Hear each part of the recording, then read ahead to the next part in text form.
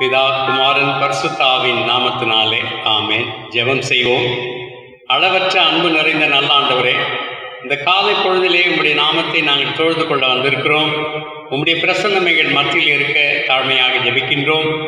இதை காணுகின்றவர்களையும் இதிலே பங்கெடுக்கின்றவர்களையும் உம்முடைய நாமத்தினாலே நீர் ஆசீர்வதிக்க தாழ்மையாக ஜெபிக்கின்றோம். இந்த நாள் முழுவதும் உம்முடைய அன்பு சமூகம் எங்களோடு கூட இருக்கட்டும். இயேசு ரட்சகர் நாமத்திலே வேண்டிக் கொள்கிறோம் நல்ல பிதாவே, ஆமென். கடவுளின் நாம மகிமைக்காக நமது ஆராதனைக்கு ஆரம்பமாக பாமாலைகளிலே 24வது பாடலை பாடுவோம். மாமாட்சி கர்த்தர் சாஷ்டாங்கம் செய்வோம்.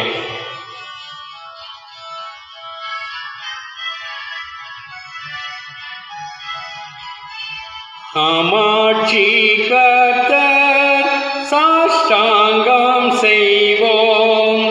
வல்லவர் அன்பர் பாடி போற்றுவோம். நம் கேடகம் காவல் அநாதியானோ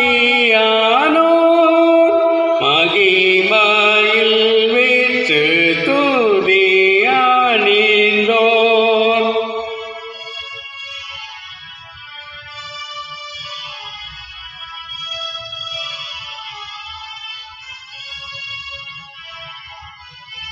சர்வ வல்லமை தயை போற்றுவோம். ஒளி தரித்தோர் வானம் சூழ்ந்தோராம் பூமுரோமின் மேகம் கோபராதமே கோடும் கொண்டல் காற்றிருள் சூழ்பாதையே.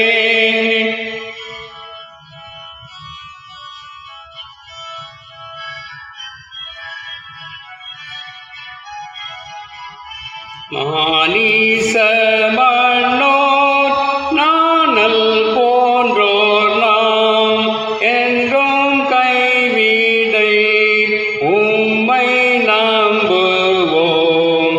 ஆவூரு கதையை முற்றும் நிற்குமே மீட்பர் நண்பர் காவல சிருஷ்டிகரே.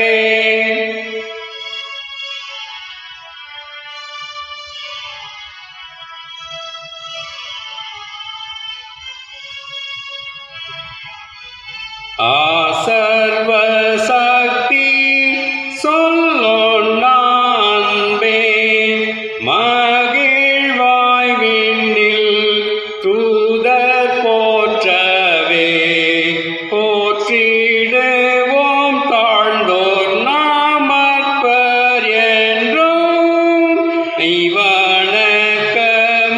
துதி பாடலோடும்.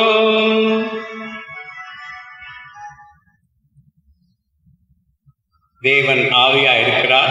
அவரை தொழுது கொள்ளுகிறவர்கள் ஆவியோடும் உண்மையோடும் அவரை தொழுது கொள்ள வேண்டும். நம்முடைய பிதாவாகிய கடவுளாலும் கர்த்தராகிய இயேசு கிறிஸ்துவினாலும் உங்களுக்கு கிருபையும் சமாதானமும் உண்டாவதாக. இது கர்த்தர் உண்டு பண்ணின நாள். இதிலே களி கூர்ந்து மகிழ கடவுளும். கடவுள் ஒளியா இருக்கிறார். அவரில் எவ்வளவேனும் இருள் இல்லை. நாம் ஒளியில் இருக்கிறது போல ஒளியிலே நடந்தால் ஒருவரோடு ஒருவர் ஐக்கியப்பட்டிருப்போம். அவருடைய குமாரனாகிய இயேசு கிறிஸ்துவின் ரத்தம் சகல பாவங்களையும் நீக்கி நம்மை சுத்திகரிக்கும். நாம் அமைதியாக இருந்து நம்முடைய பாவங்களை கடவுளிடத்திலே அறிக்கை செய்வோம்.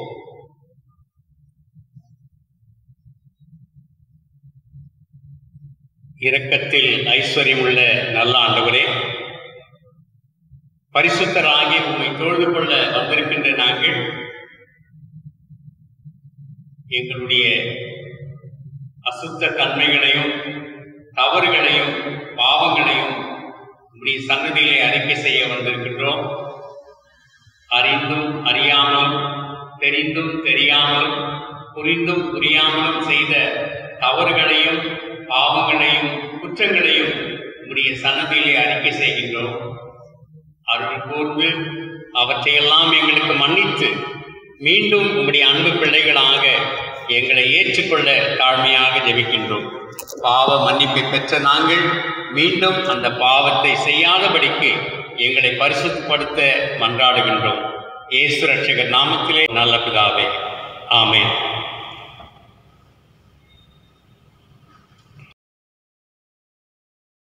இந்த நாளுக்குரிய வேத பாடம் பரிசுத்த யோவான் எழுதின நற்செய்தி நூல் 4ஆம் அதிகாரம் 16 to 26 வரை. யோவான் 4ஆம் அதிகாரம் 16 முதல் 26 வரை. The Gospel according to St. John chapter 4 verses 16 to 26. இயேசு அவளை நோக்கி, நீ போய் உன் புருஷனை இங்கே அழைத்து கொண்டு வா என்றார். அந்த ஸ்திரீ, எனக்கு புருஷன் இல்லை என்றாள். இயேசு அவளை நோக்கி, எனக்கு புருஷன் இல்லை என்று நீ சொன்னது சரிதான். எப்படியெனில் 5 புருஷர் உனக்கு இருந்தார்கள், இப்பொழுது உனக்கு இருக்கிறவன் உனக்கு புருஷன் அல்ல, இதை உள்ளபடியே சொன்னாய் என்றார். அப்பொழுது அந்த ஸ்திரீ அவரை நோக்கி, ஆண்டவரே, நீ தீர்க்கதரிசி என்று காண்கிறேன். எங்கள் பிதாக்கள் இந்த மலையிலே தொழுது கொண்டு வந்தார்கள், நீங்கள் எருசலேமில் இருக்கிற ஸ்தலத்திலே தொழுது கொள்ள வேண்டும் என்று என்கிறீர்களே என்றாள். அதற்கு இயேசு, ஸ்திரீயே, நான் சொல்லுகிறதை நம்பு. நீங்கள் இந்த மலையிலும் எருசலேமிலும் மாத்திரமல்ல, எங்கும் பிதாவை தொழுது கொள்ளும் காலம் வருகிறது. நீங்கள் அறியாததை தொழுது கொள்ளுகிறீர்கள், நாங்கள் அறிந்ததை தொழுது கொள்ளுகிறோம். ஏனென்றால் ரட்சிப்பு யூதர்களின் வழியாக வருகிறது. உண்மையாய் தொழுது கொள்ளுகிறவர்கள் பிதாவை ஆவியோடும் உண்மையோடும் தொழுது கொள்ள வேண்டும். காலம் வருகிறது, அது இப்பொழுது வந்திருக்கிறது. தம்மை தொழுது கொள்ளுகிறவர்கள் இப்படிப்பட்டவர்களாய் இருக்கும்படி பிதாவானவர் விரும்புகிறார். தேவன் ஆவியாயிருக்கிறார். அவரை தொழுது கொள்ளுகிறவர்கள் ஆவியோடும் உண்மையோடும் அவரை தொழுது கொள்ள வேண்டும் என்றார். அந்த ஸ்திரீ அவரை நோக்கி, கிறிஸ்து என்னப்படுகிற மேசியா வருகிறார் என்று அறிவேன். அவர் வரும்போது எல்லாவற்றையும் நமக்கு அறிவிப்பார் என்றார். அதற்கு இயேசு, உன்னுடன் பேசுகிற நானே அவர் என்றார். வாசிக்க வேண்டிய வேத பாடம் வாசித்து நிறைவாயிற்று. கிறிஸ்துவே உமக்கு மகிமை உண்டாவதாக. எங்கள் கன்மலையும் மீட்பருமாகிய கர்த்தாவே, என் வாயின் வார்த்தைகளும் எங்கள் இருதயத்தின் தியானம் உமது சமூகத்தில் உறுதியாய் இருப்பதாக. ஆமென்.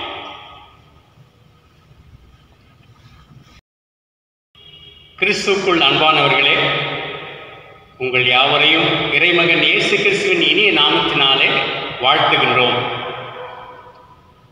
இயேசு இம்மட்டுமாக நம்மை நடத்தி கொண்டு வந்திருக்கிறார், இனிமேலும் நடத்துவார் என்கின்ற விசுவாசத்திலே நம்மை அவருக்கு ஒப்புக் கொடுத்து வாழ்வோம். இந்த நாள் நம் அனைவருக்குமே ஆசீர்வாதமாக திகழட்டும். தென்னிந்திய திருச்சபை நமக்கு கொடுத்திருக்கின்ற தலைப்பு இந்த நாளிலே தொழுகை, மக்களின் விசுவாச கொண்டாட்டம். Worship, celebration of people's faith. ஒரு ராஜா இருந்தார். அவர் தன்னுடைய தளபதியை அழைத்து, நம்மோடு சண்டை செய்வதற்காக அயல் நாட்டினர் வந்திருக்கிறார்கள், அவர்களோடு நீ சண்டை செய்து வெற்றியோடு திரும்பினால் இந்த கிரீடத்தை உனக்கு நான் அணிவிப்பேன் என்று சொல்லி அவர்களை அனுப்புகிறார். அவர்கள் போய் சண்டை செய்து வெற்றியோடு திரும்பி வருகிறார்கள். அப்பொழுது ராஜா தான் சொன்னபடியே அந்த கிரீடத்தை தளபதியினுடைய தலைமையிலே வைத்து, உனக்கு பரிசாக, இந்த சண்டைகளை வெற்றி பெற்றதற்கு பரிசாக உனக்கு நான் கொடுக்கிறேன் என்று சொல்லி அதனை கொடுத்தார். அப்பொழுது தளபதி ராஜாவை நிறுத்திவிட்டு, ராஜாவே, இந்த கிரீடம் உம்முடைய தலைக்கு மட்டும்தான் சொந்தம், வேறு யாரும் இதனை அணியக்கூடாது, இதனை அணிவதற்கு தகுதியுடையவர் நீர் மட்டும்தான் என்று அதனை திரும்ப ராஜாவுக்கே கொடுத்து விட்டாராம். தொழுகை என்கின்றது ஆண்டவருக்குரிய ஒன்றாக இருக்கின்றது. Worship comes from the word worship. தொழுகை என்கின்றது அந்த தொழுகைக்கு தகுதியுடையவர் என்கின்ற நிலையிலே வருகின்றது. அதற்கு உரியவர் கடவுள் மட்டும்தான். அபோடா என்கின்ற எபிரேய பதம் மற்றும் லாட்ரியா என்கின்ற கிரேக்க பதம், இந்த இரண்டுமே தொழுகைக்குரிய பதங்களாக இருக்கின்றன. இதனுடைய அர்த்தம் என்னவென்றால், ஒரு சேவகனுடைய சேவை என்கின்றது. மனித வாழ்வுக்கு இந்த தொழுகை வர்ஷிப் மிக மிக அவசியமாக இருக்கின்றது. ஒரு வாகனத்துக்கு ஒரு என்ஜின் அவசியம் போல, ஒரு மீனுக்கு தண்ணீர் அவசியம் போல, நமக்கு மூச்சு விடுதல் மிக அவசியம் போல, பறவைக்கு சிறகு அவசியம் போல, நாம் கடவுளை தொழுது கொள்வதற்கு நமக்கு அவசியமாக இருக்கின்றது. நாம் கடவுளின் பிள்ளைகள் என்பதற்கு இது ஒரு அடையாளமாக இருக்கின்றது. கடவுளை நாம் சந்திக்கின்ற ஒரு சந்திப்பாக இந்த தொழுகை அமைகின்றது. Worship is personal meeting with God and man's response to God's revelation. கடவுளுடைய வெளிப்பாட்டுக்கு அடையாளமாகவும் நாம் கடவுளை நேரடியாக காண்பதற்கு அடையாளமாகவும் இந்த தொழுகை இருக்கின்றது. வில்லியம் டெம்பிள் அவர் 1942 1944 வரை ஆர்ச் பிஷப் ஆஃப் கேன்டர்பரியிலே அவர் இருந்தார். அவர் மிக அருமையான ஒரு வரையறை, ஒரு டெஃபினிஷனை தொழுகைக்கு தந்திருக்கின்றார். அதனை நான் உங்களுக்கு சுட்டிக்காட்ட ஆசைப்படுகிறேன். Worship is the submission of all our natures to God. தொழுகை என்கின்றது நம்முடைய அனைத்து தன்மைகளையும் கடவுளுக்கு சமர்ப்பிப்பது. To worship is to quicken the conscience by the holiness of God. கடவுளின் தூய்மையால் நமது மனசாட்சியை உயிர்ப்பித்தல். To feed the mind with truth of God. கடவுளின் சத்தியத்தால் நமது மனதை ஊட்டுதல். To purge the imagination by the beauty of God. கடவுளின் அழகால் நமது எண்ணங்களை சுத்திகரித்தல். To open the heart to the love of God. கடவுளின் அன்புக்கு நமது இருதயத்தை திறத்தல்.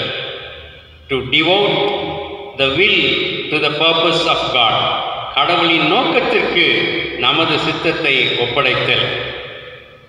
சொல்ல வேண்டுமானால் எல்லாவற்றுக்கும் எல்லாமுமாக இருக்கின்ற கடவுளை நமது எல்லாவற்றாலும் எல்லா தன்மையாலும் அர்ப்பணித்தல் என்பதுதான் இந்த தொழுகையினுடைய உண்மையான கருத்தாக இருக்கின்றது. தொழுகையை நாம் பல நிலைகளிலே விளக்கிக் கொண்டே போகலாம். ஆனால் தொழுகை என்கின்றது ஒரு அனுபவம்தான். அதனை அதிகமாக நாம் புரிந்து கொள்ள முடியாது. முதலாவது, இந்த தொழுகை என்கின்றது கடவுளின் ஒரு கட்டளையாக இருக்கின்றது. Worship is a demand from God. யாத்திராகமம் 3:12 நாம் இப்படியாக வாசிக்கின்றோம். நீங்கள் இந்த மலையிலே தேவனுக்கு ஆராதனை செய்வீர்கள். You shall worship God on this mountain. இந்த யாத்திராகமம் 3 மோசேயின் அழைப்பை கடவுள் குறித்ததாக இருக்கிறது. முச்செடியிலே நின்று அவரை அழைக்கின்றார். அழைத்து அவருக்கு சொல்லுகின்றார், நீ பார்வோன் ராஜாவிடத்திலே போய் என் மக்களை அனுப்பிவிட வேண்டும் என்று அவனிடத்திலே நீ பேசு என்று சொல்லி அவரை அழைக்கின்றார். அப்படி அழைக்கின்ற பொழுது அவன் விடுதலை பண்ணுவான். அந்த விடுதலை பண்ணுகும் பொழுது இந்த மலையிலே நீங்கள் எனக்கு ஆராதனை செய்வீர்கள் என்று சொல்லி அவருக்கு கட்டளை தருகின்றார். அந்த கட்டளையின்படியே மோசே அங்கே செல்லுகின்றார். இங்கேதான் முதலாக வேதத்திலே இந்த ஆராதனை வர்ஷிப் என்கின்ற பதம் வருகின்றது. அதற்கு முன்பாக அவர் அந்த அதிகாரத்தை நாம் வாசிக்கின்ற பொழுது கடவுள் பரிசுத்தராக இருக்கின்றார் 5ஆம் வசனத்திலே. 6ஆம் வசனத்திலே அவர் நித்திய கடவுளாக இருக்கின்றார். 7வது வசனத்திலே உங்களுடைய உபத்திரவத்தை நான் பார்த்தேன், கேட்டேன், அறிந்திருக்கின்றேன் என்று சொல்கின்றார். 8வது வசனத்திலே உங்களை நான் விடுதலையாக்குவேன். இப்படியெல்லாம் தன்மைகளையும் உடைய என்னை நீங்கள் ஆராதிக்க வேண்டும் என்று சொல்கிறார். ஆக 3ஆம் அதிகாரம் 5ஆம் வசனத்திலே அவர் பரிசுத்தர் என்றும், 6வது வசனத்திலே ஆபிரகாமின் தேவன், ஈசாக்கின் தேவன், யாக்கோபின் தேவன், நித்திய கடவுள் என்கிறதை அவர்களுக்கு வெளிப்படையாக சொல்கிறார். 7வது வசனத்திலே உங்களுடைய உபத்திரவத்தை நான் பார்த்திருக்கின்றேன், கேட்டிருக்கின்றேன், அதனை அறிந்திருக்கின்றேன், நம்மேல் அக்கறை உள்ளவராக இருக்கின்றார். 8வது வசனத்திலே உங்களை நான் விடுதலையாக்குவேன் என்று சொல்லுகின்றார். இந்த தகுதிகளெல்லாம் அவருக்கு இருக்கின்ற காரணத்தினாலே நீங்கள் என்னை தொழுது கொள்ள வேண்டும் என்று சொல்லுகின்றார். வெளிப்படுத்தல் 4ஆம் அதிகாரம் 11வது வசனத்திலே கூட இந்த தொழுகைக்கெல்லாம் கடவுள் தகுதி உள்ளவராக இருக்கின்றார் என்கிறதை நாம் வாசிக்கின்றோம். வெளிப்படுத்தல் 4ஆம் அதிகாரம் 11ஆம் வசனம், கர்த்தாவே தேவரீர் மகிமையையும் கனத்தையும் வல்லமையும் பெற்றுக்கொள்வதற்கு பாத்திரராக இருக்கிறீர். நீரே சகலத்தையும் சிருஷ்டித்தீர். உம்முடைய சித்தத்தினாலே அவைகள் உண்டாயிருக்கிறவைகளும் சிருஷ்டிக்கப்பட்டவைகளுமாக இருக்கிறது என்றார். Worthy are you, our Lord God, to receive glory and honor and power, for you created all things by your will. They existed and were created. கடவுள் என்னை நீங்கள் ஆராதிக்க வேண்டும் என்று ஒரு கட்டளையாக சொல்லுகிறார். அந்த கட்டளைக்கு அடிபணிந்துதான் உலகெங்கிலும் இருக்கின்ற கிறிஸ்தவ மக்கள் ஒவ்வொரு நாளும் ஒவ்வொரு ஞாயிற்றுக்கிழமைகளிலேயும் அவர்கள் ஆராதனை செய்து ஆண்டவரை வழிபட்டு அவரை தொழுது கொள்கிறார்கள். ஆக worship is a demand of God. அதிகார கோரிக்கையாக, ஒரு உரிமை கோரிக்கையாக அது இருக்கின்றது. இரண்டாவது, worship is a devotion. அது ஒரு பக்தி நிரம்பிய ஒன்றாக இருக்கின்றது.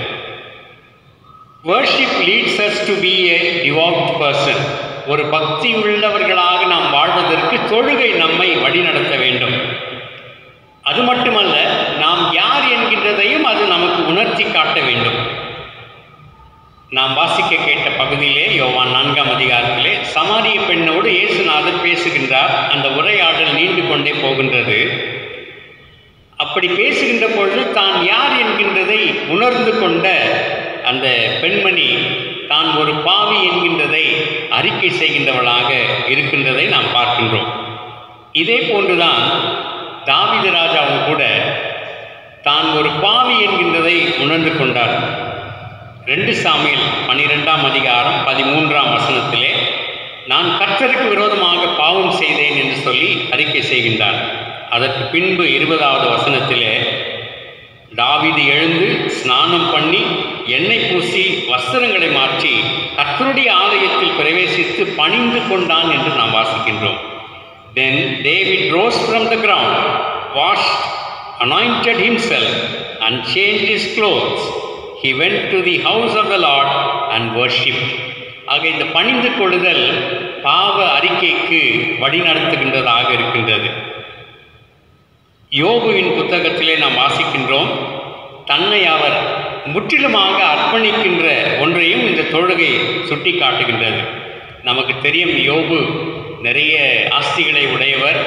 ஆடு மாடு கழுதைகள் நிலங்கள் என்றெல்லாம் நிறைய இருந்தது. இவைகளோடு தன்னுடைய வேலைக்காரர்களையும் பிள்ளைகளையும் கூட அவர் இழந்து விட்டார். ஆனால் அப்படிப்பட்ட நிலையிலே கூட அவர் சோர்ந்து போகவில்லை. அவர் எழுந்து யோபு 1ஆம் அதிகாரம் 20ஆம் வசனத்திலே அவர் எழுந்து சால்வையை கிழித்து தலையை சிரைத்து தரையிலே விழுந்து பணிந்து கொண்டார் என்று நாம் வாசிக்கின்றோம். Then Job arose, tore his robe, shaved his head and fell on the ground and worshipped. அப்பொழுதுதான் அவர் சொல்லுகிறார், கர்த்தர் கொடுத்தார், கர்த்தர் எடுத்தார், கர்த்தருடைய நாமத்துக்கு ஸ்தோத்திரம் என்று சொல்கிறார். ஆக தான் பாவி என்கின்றதை உணர்த்தி காட்டுகிறதும் நம்மை கடவுளுக்கு ஒப்படைக்க வேண்டியதையும் இந்த தொழுகை நமக்கு சுட்டி காட்டுகின்றது. மூன்றாவது, worship is a devotion. ஆதியாகமம் 22ஆம் அதிகாரத்திலே ஆபிரகாம் தன்னுடைய குமாரனாகிய ஈசாக்கை பலி கொடுக்க அழைத்து செல்கின்றார். அங்கே செல்லுகின்ற பொழுது அவர்களுக்கு பணியாளர்களுக்கு சொல்கிறார், நானும் என் மகனும் போய் கர்த்தரை தொழுது கொண்டு மீண்டும் வருவோம். It's a mere obedience to God. கடவுளுக்கு கீழ்ப்படிதல். ஆக பாவத்தை உணர்த்துதல், தன்னை முற்றிலுமாக அர்ப்பணித்தல், அவருக்கு கீழ்ப்படிதல் எல்லாம் இந்த பக்தியிலே அடங்கியிருக்கின்றது. தொழுகை செய்கின்றதினாலே இவைகள் நமக்கு ஆசீர்வாதமாக அருளப்படுகின்றதை நாம் பார்க்கின்றோம். மூன்றாவது குறிப்பாக, worship is a discovery. ஆண்டவரை தொழுது கொள்கின்ற பொழுது ஆண்டவர் யார் என்கின்றதை நாம் உணர்ந்து கொள்ள இந்த தொழுகை நம்மை வழி நடத்துகின்றது. நாம் யார் என்கின்றதை இந்த தொழுகை உணர்த்துகின்றது. கடவுள் யார் என்கிறதையும் நமக்கு அது உணர்த்தி காட்டுகின்றது. அதை தான் இந்த சமாரிய பெண்ணுடைய உரையாடலிலே நாம் தெரிந்து கொள்கின்றோம். இந்த சமாரிய பெண்மணி இயேசுநாதரோடு பேசிக்கொண்டே வருகின்ற பொழுது படிப்படியாக இயேசுநாதர் யார் என்கின்றதை அவள் தெரிந்து கொள்கின்றார். 9வது வசனம் யோவான் 4:9 நீர் யூதனாய் இருக்க, முதலாவது இயேசுநாதரை அவள் யூதனாக காண்கின்றார். He is a Jew.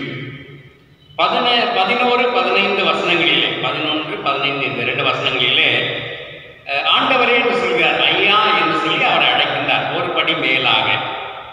19வது வசனத்திலே அந்த ஸ்திரீ அப்பொழுது அவரை நோக்கி, ஆண்டவரே நீ தீர்க்கதரிசி என்று காண்கிறேன். ஒரு ப்ராஃபட், ஒரு தீர்க்கதரிசியாக அவள் இயேசுநாதரை காண்கின்றார். 25வது வசனத்திலே அந்த ஸ்திரீ அவரை நோக்கி, கிறிஸ்து எனப்படுகிற மேசியா வருகிறார் என்ற அறிவேன். அவர் வரும்போது எல்லாவற்றையும் நமக்கு அறிவிப்பார் என்றார். கிறிஸ்து என்கின்ற மேசியாவாக இன்னும் ஒரு படி மேலே சென்று அவரை உணர்ந்து கொள்கின்றார்.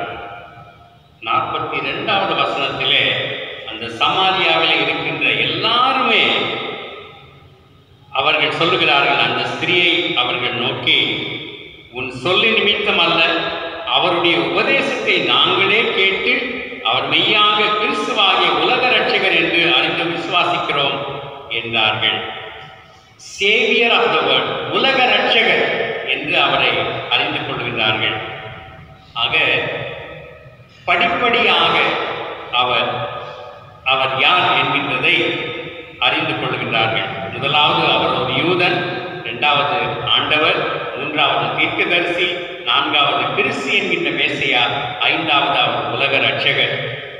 ஆக உலக ரட்சகரை அறிந்து கொள்வதுதான் இந்த தொழுகையின் நோக்கம்.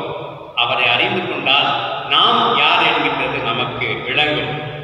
ஆக நம்முடைய இந்த நாளுடைய தலைப்பு சொல்லுகிறது, நமக்கு கொடுக்கப்பட்டிருக்கின்ற தலைப்பு சொல்லுகின்றது, தொழுகை மக்களுடைய விசுவாசத்தினுடைய ஒரு கொண்டாட்டம் என்று சொல்லி, அதைதான் இந்த யோவான் 4ஆம் அதிகாரத்திலே வாசிக்கின்றோம். கிறிஸ்துவாகிய உலக ரட்சகரை அறிந்து விசுவாசிக்கிறோம் என்று சொல்லி அவரை கொண்டாடுகின்றார்கள். அந்த உலக ரட்சகராக நாம் ஏற்றுக்கொள்ள அழைக்கப்படுகின்றோம். இயேசுநாதருக்கு கிடைத்த ஒரு சோதனையிலே பிசாசுக்கு, சாத்தானுக்கு அவர் சொல்கின்றார் மத்தேயு 4ஆம் அதிகாரத்திலே, உன் தேவனாகிய கர்த்தரை தொழுது கொண்டு அவர் ஒருவருக்கே பணி செய்வாயாக. Worship and serve. நாம் ஆலயத்துக்குள்ளே கடவுளை தொழ வருகின்றோம், வெளியே சென்று அவருக்கு சேவை செய்வோம். தேவன் தொடர்ந்து நம்மை வழிநடத்துவோம். ஜெபம் செய்வோம். கிருபை நிறைந்த நல்லாண்டவரே, நீர் எங்களோடு கூட இருக்கிறதற்காக நன்றி சொல்கிறோம். உம்மை தொழுது கொள்ள வந்திருக்கின்றோம். இந்த தொழுகையிலே நாங்கள் யார் என்றும் நீர் யார் என்றும் நாங்கள் கண்டுகொள்ள உதவினீர். அப்படி அந்த உணர்வோடு வெளியிலே சென்று உமக்கு சேவை செய்ய கிருபைத்தார். இயேசு ரட்சகர் நாமத்திலே வேண்டிக் கொள்கிறோம் பிதாவே, ஆமென். நம்முடைய ஆண்டவராகிய இயேசு கிறிஸ்துவின் கிருபையும் பிதாவாகிய தேவனுடைய அன்பும் பரிசுத்தாவின் ஐக்கியமும் உங்கள் அனைவரோடும் இன்றும் என்றும்